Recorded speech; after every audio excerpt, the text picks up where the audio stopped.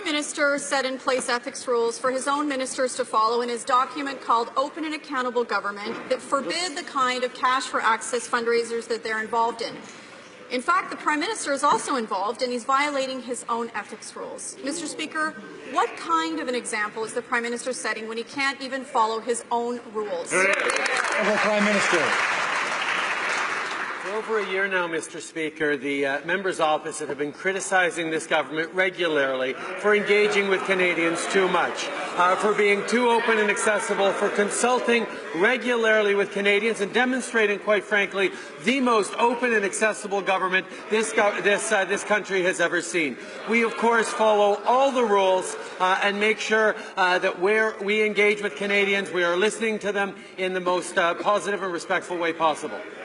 Honourable Leader of the Opposition. Well, Mr. Speaker, the fact is the Prime Minister brought in new rules that he claimed would raise the ethical standard. But he's not doing that. In fact, he's violating these very ethical rules that he brought in. And these are not open to the general public. These are exclusive fundraisers for people who can afford it and who happen to be invited. So I ask him again, Mr. Speaker, how can we expect other people to follow the rules when the Prime Minister won't even follow his own? Right Honourable Prime Minister.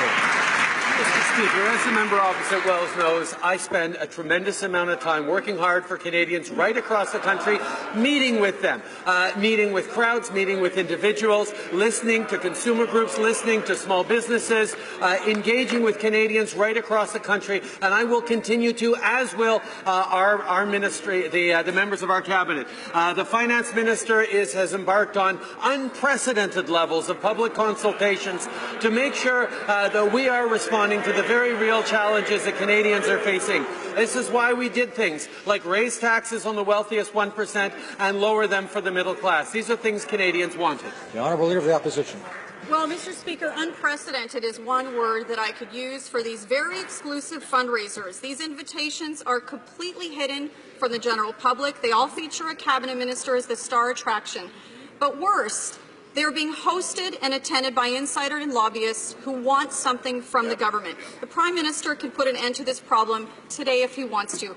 All he has to do is enforce his own rules.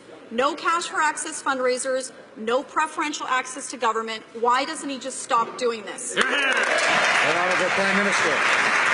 The fact is, Mr. Speaker, there is no preferential access to this government. This government is demonstrating the most open and transparent approach, not just to following the rules, but being more engaged with Canadians than any previous government. And Canadians or people with concerns want to meet this government.